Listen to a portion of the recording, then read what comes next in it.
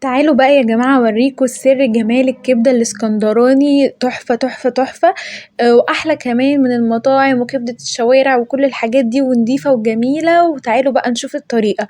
أول حاجة هيكون معايا نص كوباية من المية، هنزل عليها كده بشوية زيت، وجبت الخلطة بتاعة الكبدة الإسكندراني. التتبيلة بتاعة الكبدة الإسكندراني يا جماعة تحفة تحفة. هنزل بيها بقى بالمية والزيت اللي انا حطهم في الكوباية بالشكل ده.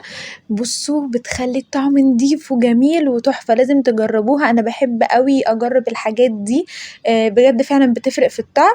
وابتدي بقى ان انا اقلب كل المكونات دي مع بعض جامد، لازم يدوبوا قوي كده مع بعض. وبعدين هجهز طبق فيه 6 فصوص توم وقرنين فلفل رومي وقرن حامي لو انا عايزاها حامية. وهنزل بقى بالفصوص التوم في الكبة بتاعتي، وهنزل عليهم بالفلفل. طبعا اللي عايزه حار هيحط فلفل، واللي حراق واللي مش عايزه ما يحطش منه.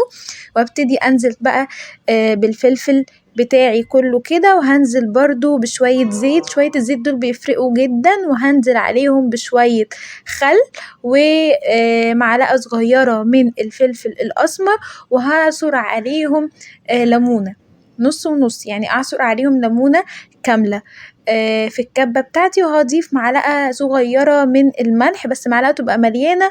وطبعا الكبدة لازم نحط عليها معلقة من الكمون. واضرب بقى كل المكونات دي في الكبة كده بالشكل ده. شايفين بعد ما ضربتها انا بقى بحب اخليها ناعمة مش مفرومة، ناعمة. وهنا بقى الكبدة بتاعتي. وطبعا الكبدة ما بتتغسلش عشان السؤال ده كتير قوي وبحسه هزار اصلا. هنا بقى قطعت الكبدة شرايح كده صغيرة علشان تديني شكل الكبدة الاسكندراني. وهنزل عليها بالخلطة اللي انا عملتها بتتبيلة الكبدة الاسكندراني والمية والزيت. انزل كده عليهم بيها.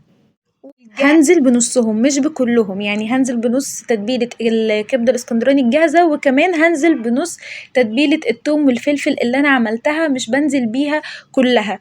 لازم انزل بالنص والنص، والنص التاني بشيله على جنب. وابتدي بقى ان انا اقلب الكبدة بتاعتي كده علشان تاخد كلها التتبيلة ويبقى طعمها تحفة بجد يا جماعة. تتبيلة الكبدة الاسكندراني الجاهزة اللي احنا استخدمناها مع ميكس التوم والفلفل اللي احنا عملناهم هيودوا ريحة الكبدة وطعمها بتاعة الشوارع والمطاعم اللي احنا بنشمها وبندوقها، بجد تحفة. هنشرب بقى الكبدة بتاعتنا بالتتبيلة، نغرقها كده، نخلي الكبدة كلها شاربة التتبيلة عشان طعمها يبقى جميل. وندخلها في التلاجة لمدة نص ساعة أو ساعة إلا ربع. وهنا بنجهز قرن فلفل رومي. لو مش هستخدم فلفل حار يبقى قرنين فلفل رومي، انا هستخدم حار عشان انا بحبها الصراحة تبقى مشطشطة كده.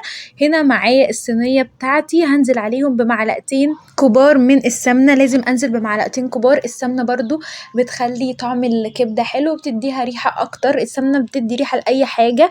لازم برضو يبقوا كبار، معلقتين كبار كده حلوين، برضو بتفرق جامد. هي دي بقى برضو بتخليها كده زي كبدة الشوارع والمطاعم. وصدقوني احلى، هتطلع احلى. وهنزل بقى بشويه زيت عشان الكبده بتحب الزيت. بعد ما يقدحوا اجيب خلطه الثوم والفلفل وانزل بيهم على الزيت والسمنه كده بالشكل ده. وابتدي ان انا اشوح فيهم شويه لغايه ما يطلعوا ريحه حلوه كده تحفه، بيعملوا ريحه خطيره. ولما يتبلوا هجيب الكبده بتاعتي من التلاجة وهنزل بيها بقى على الصينية اللي فيها الزيت والسمنة. وبعد انزل بقى بالكمية اللي انا تبلتها كده، ونشم بقى احلى ريحة ممكن نشمها في حياتنا للكبدة. نفس الريحة اللي بنشمها واحنا معديين جنب اي عربية او جنب اي مطعم. ونبتدي ان احنا نقلب بقى ونشوح كده ونخليه ياخد طعم تتبيلة اللي احنا حطيناها. وبعد ما تتشوح شوية هنجيب بقى نص الخلطة بتاعت نص تتبيلة الكبدة الاسكندراني اللي احنا كنا شايلينها على جنب، وننزل بيها برضو على الكبدة. بجد اللي هيعمل الكبدة بالطريقة دي هيدعيلي وهيلاقي نفسه مكلش كبدة بالطعامة والنظافة دي قبل كده. نبتدي بقى ان احنا نفضل نشوح في الكبدة بتاعتنا لغاية ما تدي لون التشويح كده.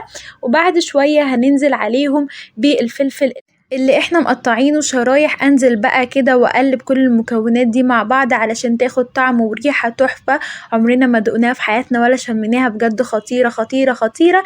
انزل عليهم بقى بنص ليمونة كده، وبعدين انزل بمعلقة صغيرة من الملح. ورشة من الفلفل الأسمر زي ما احنا شايفين كده، وابتدي بقى ان انا اقلب كل الحاجات الجميلة دي مع بعض. بجد يا جماعة خطيرة، لازم تجربوها وتشوفوا الطعم وهم وهم وهم، والريحة خطيرة. انا حسيت ان انا معدية كده جنب عربية كبدة، جنب مطعم كبدة. الطعم والريحة بجد كله شكر في طعمها كمان. شايفين بقى الحلاوة والجمال واللون والشكل لوحده، اصلا شكل نضيف وخطير وجميل. والطعم بقى انا مش هقولكوا عليه، انتوا اللي هتقولولي عليه في التعليقات لما تجربوها. هستنى تعليقاتكم، وهستنى اللايك والسبسكرايب، واستنوني في كل جديد. وبحبكم جدا جدا جدا.